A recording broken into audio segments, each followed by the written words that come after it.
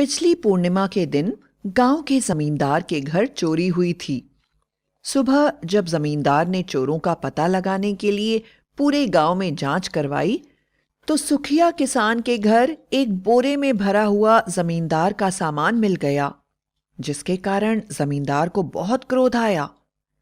सुखिया ने बार बार कहा, मालिक, मैं निर्दोष हूं, मैंने कोई चोरी नहीं करी, मुझे नहीं पता कि यह सामान यहां कैसे आ गया।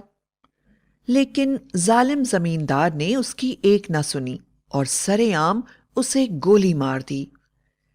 यह देखकर सुखिया की पत्नी संगीता ने सुखिया की लाश पर प्रतिज्ञा की, मैं अपने पति की मृत्यु का बदला पूर्णिमा को ही लूंगी। मैं सिंदूरा को जगाऊंगी।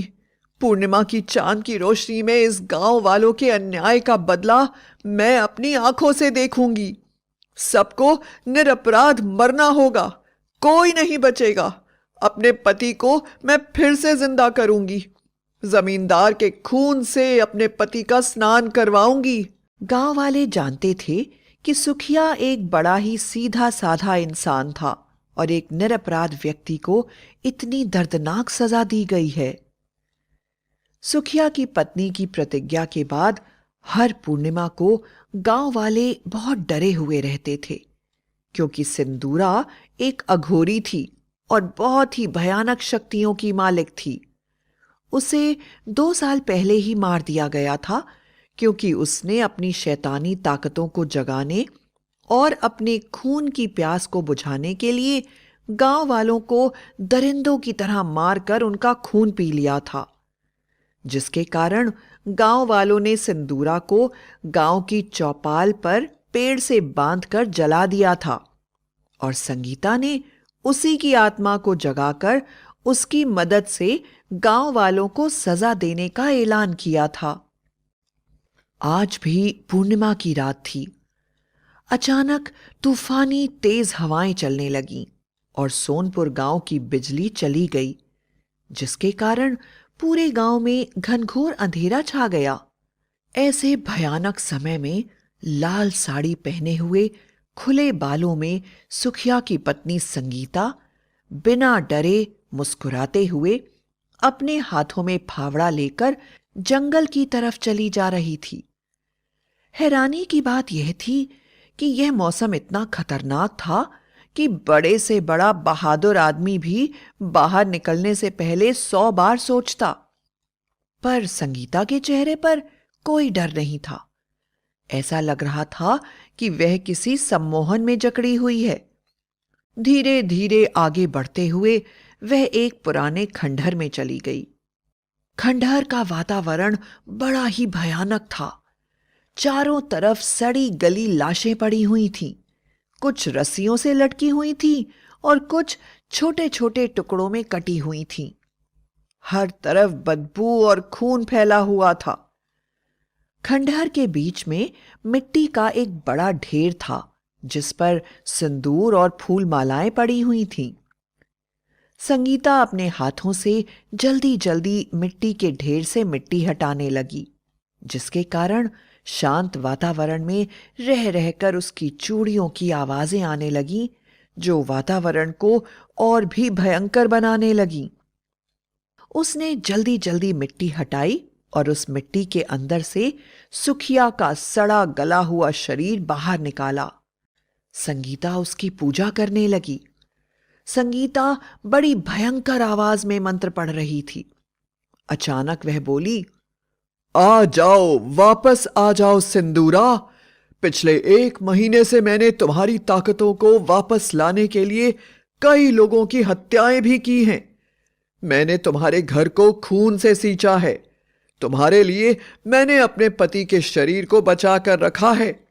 आ जाओ, इन गांव वालों ने तुम्हारे साथ भी अन्याय किया था, बेदर्दी से जला दिया था। वापस आ जाओ, वापस आ जाओ।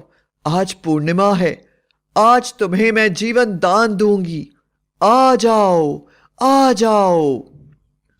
और खंडहर में उड़ने वाले एक चमगादड़ को पकड़कर उसका गला काटकर उसका खून सुखिया के शरीर पर छिड़क दिया। धीरे धीरे खंडहर का वातावरण बदलने लगा और ऐसा लगने लगा कि वहां कोई तूफान आने वाला है। वहां की जमीन कांप रही थी और चारों तरफ तेज हवाएं चल रही थीं। जमीन पर पड़ी हुई लाश इधर उधर हो रही थी कि अचानक जोर से एक दहाड़ने की आवाज आई और सुखिया का शरीर जोरों से हिलने लगा। इसके साथ ही चारों तरफ चमगादड़ शोर मचाने लगे और उसकी लाश उठकर खड़ी हो गई।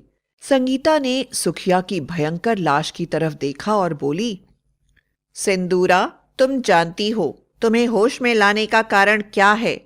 गांव वालों ने मेरे पति को मार दिया है। तुम्हें उसका बदला लेना है। सिंदूरा, कोई भी बचना नहीं चाहिए। मैंने तुम्हें पिछले 1 महीने से वापस जगाने के लिए न जाने कितने लोगों की हत्या की है। अब तुम्हारा कर्तव्य है कि तुम मेरा बदला पूरा करो। उसकी बात सुनकर सिंदूरा सुखिया की लाश के अंदर से भयानक थर्राती हुई खौफनाक आवाज में बोली, मैं अघोरी हूं, कभी किसी का एहसान नहीं भूलती। तुम्हारा बदला जरूर पूरा किया जाएगा। अगली पूर्णिमा की रात को मैं वापस इस शरीर में आऊंगी और अपनी सारी जादुई शक्तियों और शैतानी शक्तियों का इस्तेमाल करके तुम्हारे पति की मौत का बदला गांव वालों से लूंगी। तब तक तुम्हें इस शरीर को संभाल कर रखना होगा। अब मैं जा रही हूं।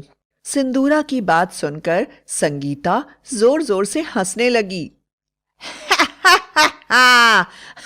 अब आएगा मजा मेरे पति की मौत के जिम्मेदारों को। अब समझ में आएगा मौत का दर्द। कोई नहीं बचेगा। उसके बाद उसने जल्दी जल्दी सुखिया के शरीर को वापस मिट्टी में दबा दिया और उस पर सिंदूर और मालाएं चढ़ाकर वहां से चली गई। दूसरी तरफ सुखिया का भाई भी संगीता का पीछा करते करते उस खंडहर तक आ गया था जिसका पता संगीता को नहीं था।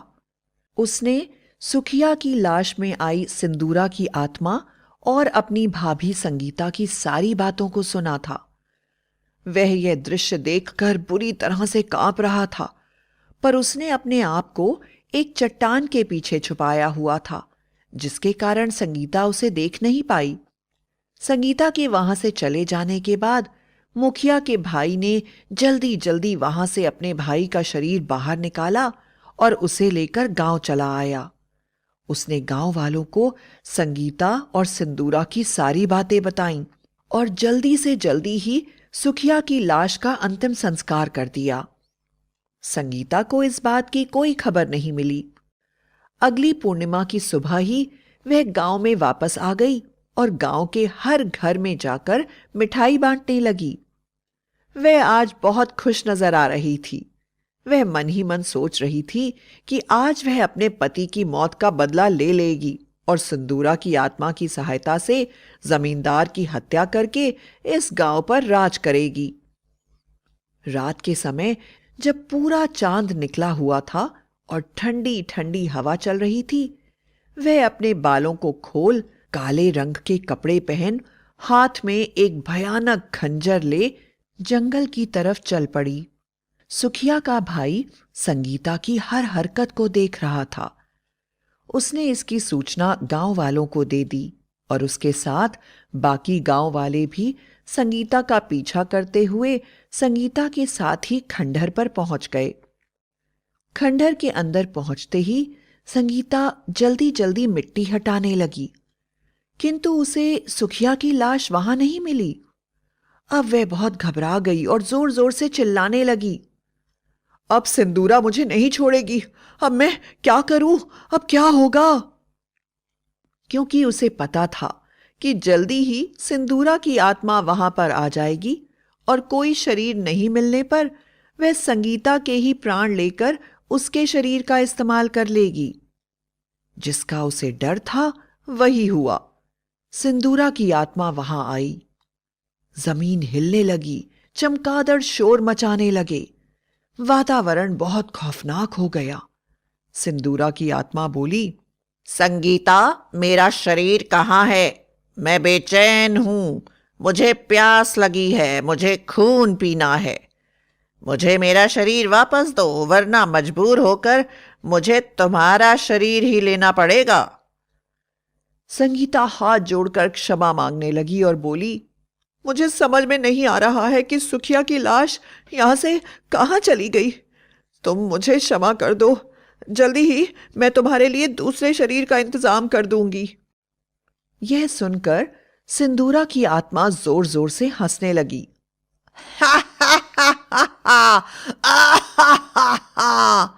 और बोली, सिंदूरा कभी इंतजार नहीं करती, लोग सिंदूरा का इंतजार करते हैं। तुम्हारे पति की मौत का बदला मैं ले लूंगी, लेकिन तुम्हें अपना शरीर मुझे देना होगा। अभी वह संगीता की तरफ बढ़ ही रही थी कि गांव वाले अपने हाथों में हनुमान चालीसा लेकर संगीता के चारों तरफ खड़े हो गए। गांव वालों के हाथ में हनुमान चालीसा देखकर सिंदूरा जोर से डर गई और चीखने लगी, मेरे साथ धोखा, फिर मेरे साथ धोखा, मैं किसी को छोड़ूंगी नहीं। और वह फिर जोर जोर से हंसने लगी।